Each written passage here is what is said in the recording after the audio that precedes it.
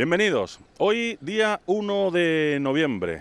Como no, día especial para todos los motrileños que se trasladan, como no podía ser de otra manera, aquí a nuestro Campo Santo, donde dedicamos una muestra más de cariño en este día tan especial de Todos los Santos. Nosotros desde el programa La Alquería queremos dedicar también unos momentos muy especiales a nuestro cementerio. Con nuestro historiador, con don Manuel Domínguez, nuestro cronista oficial, vamos a acercarles precisamente un poco de la historia de nuestro cementerio, cuándo y cómo se construyó y también el porqué. Y de camino vamos a conocer también algunos, si no todos, de los grandes protagonistas que moran precisamente en nuestro Campo Santo. Les ofrecemos la primera parte de este tiempo de alquería dedicado a nuestro cementerio, como decimos en este día tan especial. Con él les dejamos.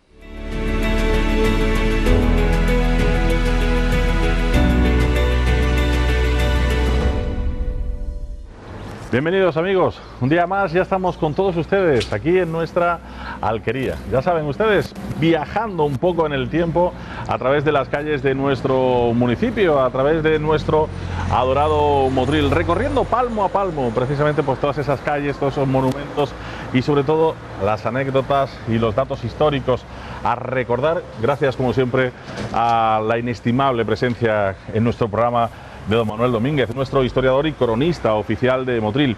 Recuerden ustedes que hemos estado viajando en el tiempo en nuestro último programa en la calle Cementerio, una calle que ya recordarán, pues esa calle que nos llevaba antiguamente al Cerro del Toro, a la Nacla, de ahí también su nombre que se le llamara en su día, pues camino del Cerro del Toro, Rambla del Cerro del Toro, etcétera, etcétera, etcétera.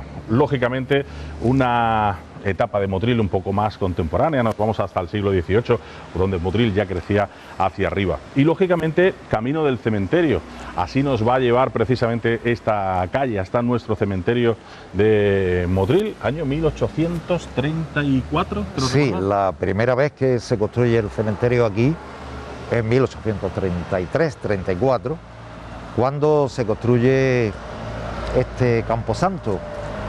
Originariamente el cementerio de Motril desde el siglo XVIII estaba en la parte trasera de la ermita del Carmen, en la calle San Roque y Rambla del Cementerio Viejo. Pero en 1833-34 se produce la primera epidemia de cólera que hay en España y también afecta a Motril. Decían que el cólera llega a Motril con unos soldados que vienen a Motril a recoger a los quintos de Motril, y son los soldados los que traen el cólera a Motril, y la epidemia de 1833-34 pues fue muy fuerte, primero porque los motrileños no habían pasado ninguna otra epidemia de cólera morbo asiático que por primera vez llegara a Motril y produjo una gran mortalidad. El cementerio del Carmen estaba muy cerca de la población, es decir, prácticamente a unos 400 metros de las últimas casas estaba el cementerio del Carmen, prácticamente rodeado de casas, y entonces los médicos que había en la Junta de Sanidad de aquella época, Félix de Federico y Pintor, que eran los dos médicos que había en la Junta de Sanidad, van a proponer que se traslade el cementerio del Carmen porque ya no había pues seguramente espacio físico para enterrar a todas las posibles víctimas de la epidemia del cólera que estuvieran en Motril. Y eligieron este terreno que estaba a las afueras de Motril, ese camino del cementerio. Era una zona de viñas, se le llamaba la viña de Cazorla, y la adquirió el ayuntamiento para instalar el cementerio. Los médicos decían que el terreno era poco poroso, que no había posibilidades de contagio ni de transmisión de enfermedades por los enterramientos aquí, teniendo en cuenta que estábamos hablando de una época de epidemia donde tenían miedo a cualquier tipo de contagio o infección a través de los enterramientos, y esto está lo suficientemente alejado de Motril como para no tener ningún tipo de contagio, es decir, mientras que el cementerio del Carmen estaba rodeado de casas. Por lo tanto, esto se pone a 1,5 kilómetros de Motril, fuera de cualquier construcción. La construcción más cercana estaba a 1 kilómetro y algo, es decir, llegaba hasta la mitad prácticamente de la actual calle del cementerio, y ya era camino del cementerio a esta finca que compra el ayuntamiento de Motril, aproximadamente de unos 2.500 metros cuadrados, para construir este primer cementerio que tenemos en Motril ya moderno del siglo XIX, porque el anterior, el Carmen, es del siglo XVIII. Y en principio se utiliza como fosas comunes. Primero lo que se abren son fosas comunes para enterrar a los futuros víctimas de lo que ellos creían que debió ser una epidemia importante. No conocemos el número de víctimas, bueno, hay datos claros de ese tema, pero sí que sabemos que afectó muy fuerte a Motril, con lo cual pues era necesario sacar el cementerio fuera de lo poblado y buscar un sitio que no fuera tierra porosa, que no hubiera ningún manantial de agua que se pudiera contaminar, y efectivamente se elige esta viña, o estos terrenos de viña que había de la familia Jiménez Cazorla, y el ayuntamiento adquiere este solar para construir el cementerio, justo la rambla del Cerro del Toro, la rambla cercana a la que después se va a convertir en Rambla de los Álamos, y poco más. Es decir, que también es una especie de loma, está entre dos ramblas, y como en Motril es lo típico, se construye entero entre dos ramblas y se construye este primer cementerio, que no era más que un recinto de, como decía, de 2.000 metros cuadrados, 2.500 metros cuadrados aproximadamente, rodeado de tapias, y ya está. Los cuatro marjales. Los cuatro marjales, es decir, curiosamente coincide con la historia de los cuatro marjales, 2.500 metros, 2.000 metros, cuatro marjales, es decir, prácticamente coincide con ese nombre que los motrileños le pusieron popularmente al cementerio, los cuatro marjales, pero no los cuatro marjales del primer patio del cementerio. O sea, los cuatro marjales son en el segundo patio del cementerio, que es el original, es el primero que se construye. Es un cementerio pues ya con la, digamos, en principio pues con lo que tenían previsto, que era pues fosas comunes, enterramiento de niños y poco más. Es decir, incluso pues sin siquiera dividir ni nicho, nada, enterramiento en el suelo y poco más. Y curiosamente después de la epidemia en 1850 hacen el patio 3, amplían hacia el norte el cementerio buscando otro patio, porque hay otra epidemia en 1854, otra epidemia de cólera, y entonces necesitan evidentemente más sitios para enterrar a las víctimas de la epidemia. En este caso luego sería el 1. Claro, y en este caso después se hace el 1, que empieza a construirse o empieza a ser proyectado en 1885, es decir, ya una época mucho más tardía, prácticamente con esa idea que seguramente tiene el ayuntamiento de esa época, de darle algo más de vistosidad al cementerio. Es decir, en la época de los cementerios románticos, siglo XIX, la época de los cementerios románticos, y lógicamente le intentan dar pues una visión mejor a los dos patios cerrados de tapias que tenían el cementerio de Motril, y quizás por esa idea pues el ayuntamiento proyecta la ampliación del cementerio no hacia el norte sino hacia el sur. Es decir, lo que hacen es el patio, lo que nosotros llamamos hoy el patio primero, que es el patio mejor, es decir, el patio más bonito del cementerio de Motril, o mejor conservado del cementerio de Motril. Pero no fue el primero, fue el tercero que se construye. Es curioso, pero es el tercero que se construye. Y lo hacen pues con la idea de que sirviera un poco, digamos, de darle más calidad al cementerio, más vistosidad al cementerio. Curiosamente, es este primer patio, como el ayuntamiento no tiene dinero, cosa típica, no tiene dinero, lo que hacen es vender los nichos y los enterramientos por adelantado, y con el dinero de los que daban por adelantado por las ventas construyeron. Lo construyen, este primer patio lo construyen presos. Los presos que estaban construyendo la carretera de Motril-Granada, que se hacían pues, con presos con trabajo forzado, se llega a un acuerdo seguramente con la institución de penales que había, de penados que había en aquella época, y se hace el cementerio de Motril con mano de obra de presos, ¿no? Para trabajos forzados son los que hacen el cementerio. También muy simple, es verdad que intentan buscar un cementerio romántico, pero también muy simple. La historia del cementerio es muy interesante y muy importante para las ciudades, ¿no? Hoy en día, cuando hablamos de cementerios, parece dar la impresión de que hablamos de algo macabro, negativo, pero en realidad lo que estamos hablando es memoria histórica. Es decir, que evidentemente forma parte del patrimonio de la memoria, porque aquí en este cementerio, desde 1833 o 34 empezó a enterrarse motrileños, y eso forma parte de la memoria. Es verdad que es una memoria muy se pierde con el tiempo rápidamente, más en un cementerio como este que ha sido reutilizado constantemente, pues ha perdido mucho de la memoria, pero sí que es verdad que todavía los cementerios son lugares de memoria. Claro. Y lugares donde las ciudades se reconocen, es decir, uno cuando pasea por los patios de los cementerios, y si tenemos algunos años ya empezamos a recordar gente y vemos gente y todavía quedan pues algunos enterramientos antiguos que nos recuerdan a otros personajes de la historia de Motril que vivieron en otra época y forman parte de ese patrimonio. Por eso hoy en día las políticas de conservación de los cementerios son políticas muy importantes, se le da mucha importancia a la conservación de la memoria, a la conservación de los cementerios que tenemos. Y nosotros tenemos un cementerio que es importante, Motril es una ciudad importante, ¿no? Y Motril conserva su memoria o parte de su memoria aquí, en este recinto, que nosotros llamamos cementerio, camposanto, como queramos llamarlo, y que nada más que pasear por sus patios nos recuerda constantemente, es decir, cualquiera que entra aquí pues recuerda a sus familiares, a sus amigos, a los conocidos, no sé qué, forma parte de la memoria, claro. Y es fundamental conservarla. Claro que sí, pues evidentemente, ¿no? El cementerio es el lugar donde le prestamos ese culto y ese cariño, ¿no? A todos nuestros queridos conocidos, pero también, como dice Manolo, pues es el lugar, esa sede de nuestro patrimonio histórico, en este caso, sobre todo a través de los grandes protagonistas que hemos tenido en Motril, porque al fin y al cabo están aquí. Si les parece, nosotros vamos a entrar, vamos a ver un poco el cementerio, si no al completo, sí, sobre todo ese patio central, ese patio 2, en este caso que podría ser el más antiguo del cementerio, y de camino a través también de, bueno, pues de esos personajes que nos vamos a encontrar dentro, vamos a recordar pues muchas cosas, lógicamente, también de nuestro Motril. Acompáñenos porque visitamos también nuestro cementerio.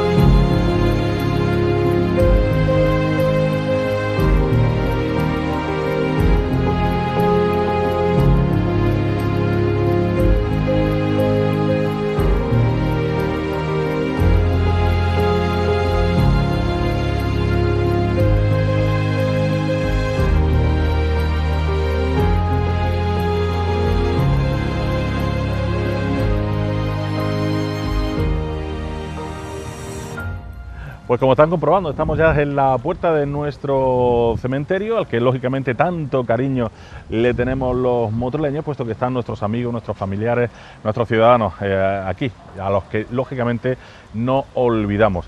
Y hablamos de, en principio, Manolo, un poco de la estructura en sí, una estructura austera, como decía, una cosa sencilla. Sí, es muy sencillo, la construcción que hace Díaz de Losada, el arquitecto que se encarga a mediados del siglo XIX de la construcción de este primer patio, pues es muy simple, es muy austero, ¿no? Lo que hace es pues una fachada con una portada en arco de medio punto y un frontón triangular para colocar una campana en la parte superior y la cruz que lo remata y poco más. Es decir, lo que hace es pues prácticamente todo muy austero, es decir, no hay ninguna decoración externa, es decir, prácticamente la fachada es una fachada con una cornisa que la recorre y poco más, una puerta central y dos ventanas laterales a cada lado y poco más. Sí que se hace una especie de zaguán para darle entrada al cementerio. En un lado estaría, en el zaguán estaría la casa del guarda del cementerio y el otro lado el depósito de cadáveres y la sala de autopsias, ¿no?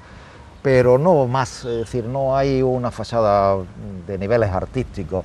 recuerda mucho a estas terminaciones típicas de todavía de la industria, prácticamente muy ecléctico, ¿no?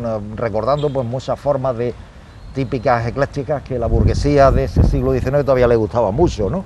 Formas muy eclécticas, historicistas, como este frontón triangular, pero sin ninguna sección, ningún tema de decoración que tuviera una morduración en la parte de arriba, una cornisa en la parte de arriba, poco más. Es decir, no hay ninguna sección a decoración externa. Se considera que es un sitio, pues evidentemente muy austero. Estamos hablando de un cementerio, por lo tanto, Díaz de Losada, José Díaz de Losada y después Antonio Díaz de Losada, que son los dos que continúan el cementerio, hacen alguna cosa muy austera.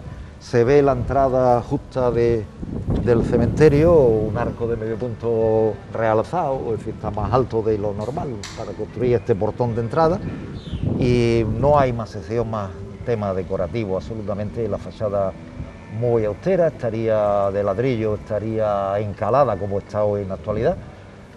Quizás el color no crecería azulado, igual que se hacían en las casas antiguamente. Sí. Pero prácticamente este paso inicial sería por un lateral la casa del guarda del cementerio, depósito de cadáver y sala de autopsia. No habría más concesiones a ningún tipo de decoración externa. Siempre en Motril se construye, no sé por qué, todo muy austero, ¿no? Es decir, es verdad que en Motril no tenemos, excepto algún palacio que no conservamos hoy en la actualidad, todo lo demás siempre muy austero. La fachada del Ayuntamiento de Motril es muy austera, la fachada del Teatro Calderón muy austera, la fachada del cementerio de Motril muy austera. Quizá porque siempre fue escaso de dinero, posiblemente fuera eso, y no hay grandes intervenciones arquitectónicas, decorativas, ni nada por el estilo. Esto es muy austero, alejado de Motril, como querían los médicos de la Junta de Sanidad de 1833, querían que fuera algo muy alejado de Motril, y además un terreno sin agua, que una de las grandes reivindicaciones fue traer el agua al cementerio, que se trajo bastante posterior, en el siglo XX, se trajo al cementerio agua, que en principio se trajo desde la Nacla, y después ya cuando se establece el canal de aguas potables y tal, se hace bien, ¿no? Pero en principio se trajo una canalización desde la fuente de la Nacla al cementerio y poco más. Es decir, no hay, en teoría tampoco ni siquiera ese cementerio romántico, porque no hay un gran elemento de romanticismo, ni cipreses, ni nada por el estilo. Buenos días. Buenos días. Ni hay cipreses, ni hay decoración típica de los cementerios románticos que se hacían. Es muy simple, es todo muy austero, muy simple. No hay una gran extensión, posiblemente tampoco los 4 marjales dieron para mucho más. Es decir, es que indudablemente hicieron lo que pudieron, y Díaz de Losada, que además es el gran diseñador, que también está aquí, también está enterrado aquí, el gran diseñador de la mayor parte de la obra del siglo XIX, gran parte de la familia Díaz de Losada, que eran maestros de obra y arquitectos posteriormente, son los que diseñan prácticamente y hacen casi todo igual. Si vemos el frontón del Calderón, recuerda mucho a esto, ¿no? Es decir, que evidentemente el frontón de la fachada del Calderón recuerda a esto, es el mismo autor. El mismo autor. Sí, prácticamente la misma familia de arquitectos, ¿no? Y construían muy parecido, todo muy ecléctico, todo muy de líneas muy simples y todo muy austero. Bueno, pues vamos a ir entrando poco a poco, porque aunque decimos que esta no era la parte principal... No, esta no es la parte inicial, esta es la parte tercera que se construye.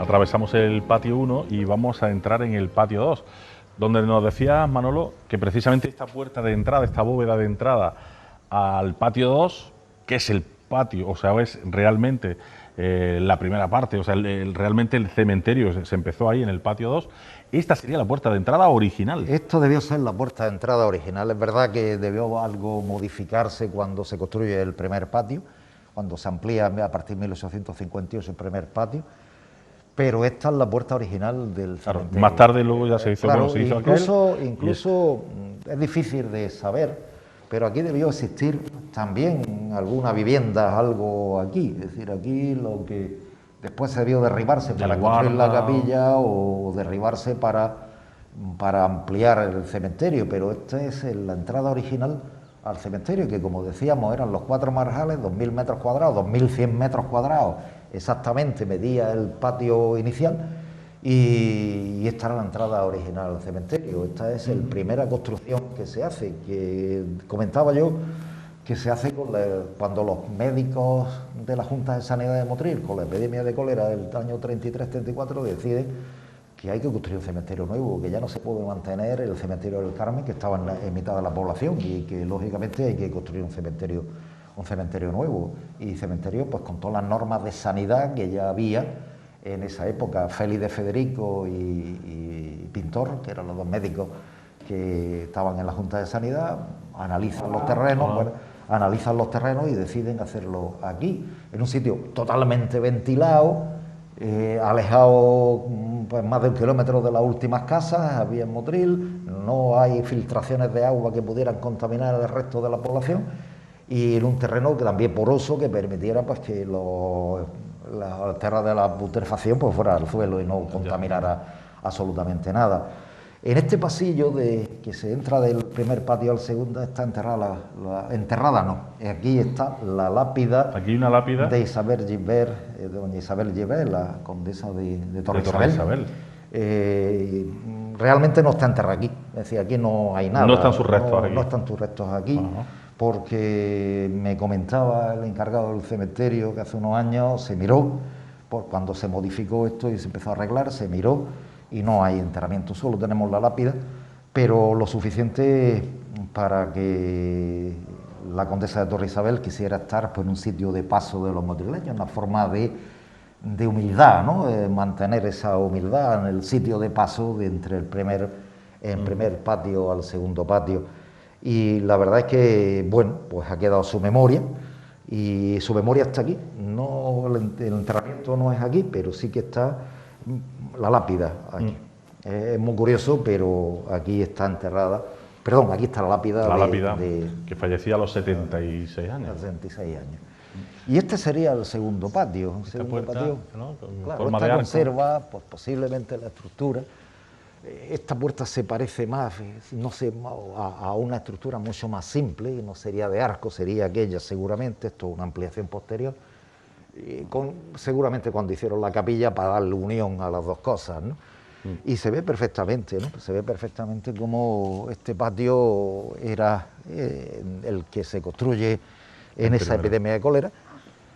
Era exclusivamente para enterramientos en fosa y alguna parte para enterramientos de niños, porque en aquella época la mortalidad infantil era muy grande y había que reservar en los cementerios pues, una parte dedicada a los enterramientos infantiles, ¿no? Pero no se pensó en principio enterramientos de nicho. Ya a partir de 1858 o 1870, entre el 58 al 73, cuando se autoriza la construcción de mausoleos y de nichos en este patio, pero generalmente eran enterramientos en fosa, en tierra, lo que me estoy refiriendo. Pero se ve claramente, si lo miramos de este planteamiento, se ve claramente cómo el muro original debía cerrar aquí con una puerta de entrada allí. Debió haber alguna casa del guarda o algo por el estilo aquí en la propia entrada, y este sería el patio del origen del cementerio. El origen del cementerio estaría aquí, en este patio 2, ¿no? Este sería el patio 2, claro. Cuando nosotros vemos los enterramientos de aquí, de los enterramientos originales no se conserva nada. Esos enterramientos de los años 30, debido a la epidemia de cólera y tal, no hay nada, porque todos estarían en el suelo. Y claro, esto se modificó cuando a partir de finales del siglo XIX, principios del XX, se autoriza el enterramiento en nicho aquí, con lo cual, y mausoleos, con lo cual lo que hubiera aquí de enterramientos en fosa desapareció para construir otras cosas nuevas, otros enterramientos que ya estaban muy de moda. Uno de los graves problemas que tiene el cementerio de Motril, incluso ya cuando se construye, es el espacio. El espacio es muy reducido, 2.100 metros cuadrados, los 4 marjales de la Viña Cazorla, era un espacio muy reducido, una población que estaba creciendo constantemente. Motril es una población que crece durante el siglo XIX, y bueno, pues aquí tuvimos un cementerio que no era suficiente para un enterramiento. Por eso, cuando se produce la segunda epidemia del cólera, a mediados de los años 50 del siglo XIX, es cuando amplían este cementerio otro patio más, la parte de norte del patio 2, es decir, del actual patio 2, que sería el patio 3 en la actualidad, y se hace lo mismo, es decir, enterramiento en fosa, y este se arrecifa, es decir, este se le ponen ya algún pasillo, se hacen con un empedrado, calles, ¿no? Pequeñas calles, se hace un empedrado para mejorar un poco la visión. Hay algunos enterramientos ya importantes aquí en este segundo patio, la verdad que son posteriores, y hay algunos enterramientos. Hombre, se supone que los más antiguos están aquí, aunque claro, algunos lógicamente se hayan... Aquí estarían, aquí debajo. Estarían, sí. Lo que se hacía en aquella época era enterrar y definitivamente tapar y construir encima, ¿no? Incluso, si nos fijamos en la puerta, es del mismo estilo que la otra, es decir, fijaros esa especie de cerramiento en el arco, la esquinilla de pico de cerramiento del arco, que recuerda un poco a los arcos de herradura, pues evidentemente nos da la impresión de que es de la misma época, o casi de la misma época y de la misma mano, que construye el patio 2 y el patio 3, es decir, que parece... El patio 3 también se destinó, ya estuvo muchos años, el patio 3 dedicado a enterramientos en fosa también, es decir, enterramientos en suelo. Aquí tenemos pues algunas tumbas importantes, algunos de los monumentos quizás más llamativos, tampoco la burguesía madrileña se enterró con mucha alaraca, sí, con mucha floritura, no, con mucha floritura. Y la nobleza que tenía grandes propiedades en Motril no está enterrada en Motril, está enterrada en Granada o está enterrada en Madrid, con lo cual allí hicieron sus grandes mausoleos, pero no en Motril, porque no vivían en Motril. Ni los condes de Borno, ni los condes de... Que a lo mejor era de más prestigio también enterrarse en Granada, más que en un cementerio de más nivel. El cementerio de Granada es un gran cementerio, de una memoria histórica impresionante, el cementerio de Granada.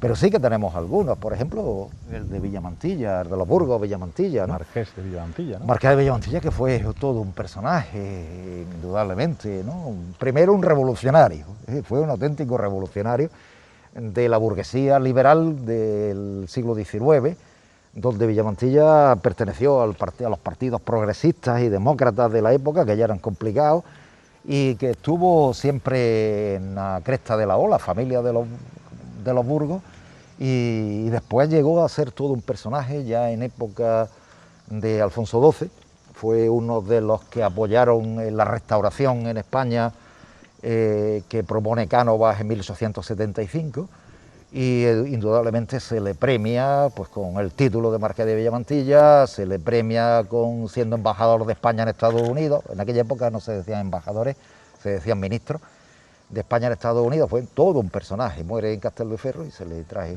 aquí, pero la tenía familia... casa principal, ¿no? En Madrid, y Motril también, la Villamantilla, en la zona de Cruz Verde, en la plaza Cruz Verde, en la calle Carrera, ¿no? En la calle de la Carrera.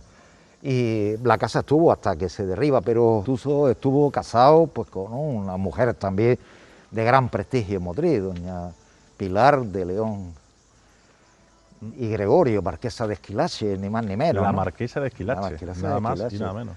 Es decir, que este fue todo un personaje del Antonio Mantilla de los Ríos y Burgos, ¿no? Es decir, que fue ¿Y la todo... marquesa de Esquilache por sí sola? Ya era un personaje la Era marquesa, personaje era un también, personaje ¿no? la marquesa de Esquilache, ya estuvo muy relacionada con Motril en un tiempo, ¿no? Y la verdad es que ella decidió enterrarlo en Motril, ¿no? En su tierra natal, y es un personaje poco conocido en Motril, pero Sí, fue sí, un sí. gran personaje, a nivel no solo A motrileño, nivel- español, ¿no? nivel Fue nacional. a nivel nacional, un gran personaje. Mantilla de primer los Ríos. marqués de Primero, sí. Primer Es marqués de que Villamantilla. Alfonso XII le premia que apoyara a Antonio Cánovas en la Restauración. Cuando termina la Primera República, en 1873, Antonio Cánovas propone la restauración de la Casa de Borbón en España, porque en la Revolución de 1868 se había expulsado de España a Isabel II. Y en 1875 Cánovas consigue que se establezca en España de nuevo la dinastía de los Borbones, en la figura del príncipe Alfonso, que va a reinar con el nombre de Alfonso XII. Ese proceso se llama la Restauración. Y en Motril hay pues, personajes que apoyan ese tema. Por ejemplo, las familias rojas de aquella época son alfonsinos, se llamaban el Partido Alfonsino, y Villamantilla formó parte del Partido Alfonsino. Lógicamente, el rey después le otorga el título, fue todo un personaje, y además casado por una de las grandes de España, a Pilar de León y Bravo, la marquesa de Esquilache, que evidentemente fue toda una mujer adelantada a su tiempo, y una mujer que tuvo, incluso en el tema de desarrollo industrial, desarrollo de negocios, el mundo de los negocios, fue todo un personaje la marquesa de Esquilache. Y él, hombre de mucho reconocimiento a nivel internacional, pero olvidado en Motril. Si repasamos las revoluciones, la época de las revoluciones burguesas en Motril, a partir de 1840 aproximadamente, nos aparecerá Villamantilla por todos lados, ¿no? Marquesa de Esquilache, por ejemplo, tiene su calle, Antonio, pero el Marqués de Villamantilla no. Tiene. Él no llega a tener el reconocimiento. Y si digo que si repasamos la historia de Motril, de la época revolucionaria de los años 40, 50 del siglo XIX, Antonio Mantilla de los Ríos nos lo encontraremos siempre al frente de todas las revoluciones había y por haber.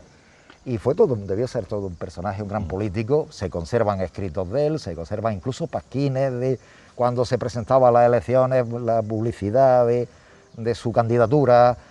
Incluso fue alcalde de Motril, ¿no? Es decir, que está claro que fue uno de los personajes de la más familia Burgos. Sí, estuvo casado con Villamantilla Burgos, ¿no? De los Ríos y Burgos, porque se casó, su madre estaba casada con un Burgos. Y evidentemente formó parte de la familia de los Burgos. El monumento es muy simple, tampoco es una columna de base cuadrada y termina en una piedra. Lo que decíamos, que Motril tampoco ha hecho grandes grandes monumentos ni grandes monumentos en el cementerio de Motril. Lo hacen en otro sitio, ¿no? Es decir, a lo mejor por las grandes noblezas lo hacen en otro lado. Con grandes ángeles y con grandes aspavientos de temas de enterramiento no lo hacen aquí. Y es muy curioso porque aquí está enterrado también otro de los personajes de la familia Burgos, ni más ni menos que Palanco, don José Palanco y Romero. José Palanco y Romero, catedrático de Historia de España en la Universidad de Granada, diputado nacional por Izquierda Republicana en época de hazaña, alcalde de Granada, desgraciadamente fusilado en julio de 1936 por el ejército sublevado, porque perteneció al alcalde, y casado con una motrileña, con Lola Burgos, y lo entierran en Motril, muere en Granada, lo fusilan en Granada, en el cementerio de Granada, y muere, lo entierran en Motril. Todo un personaje. Hay un libro de Miguel Gómez Oliver, profesor catedrático de la Universidad de Granada, sobre este personaje, que si lo viéramos o leyéramos el libro de Miguel Gómez Oliver o viéramos la historia de don José Palanco Romero, nos quedaríamos asombrados del personaje tan importante que fue. Los estudiantes de historia de principios de los años 20, años 30, estudiaron con sus libros y fue uno de los grandes personajes. Tiene un libro sobre la guerra de independencia y sobre el alcalde de Otíbar como guerrillero, magníficos, que hemos usado pues todos aquellos que nos ha interesado un poco la historia de Granada, la provincia de Granada. Y aquí está enterrado también.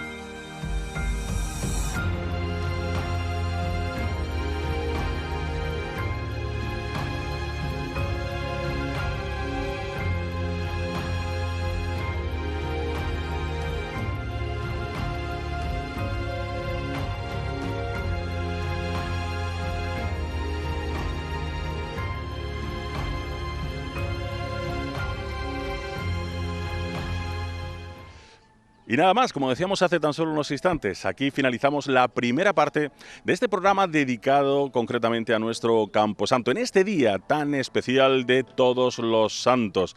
Ya saben que desde la Alquería y próximamente retomaremos nuestros recorridos habituales por el centro de Motril y volveremos ya de nuevo a nuestro Camposanto, donde recorreremos, como decimos también, otros programas dentro de nuestro cementerio y también, como no, con la memoria de nuestros grandes protagonistas, esos motrileños o gente muy importante que ha vivido y ha trabajado por nosotros y que moran aquí en nuestro cementerio. Gracias por su atención y feliz jornada.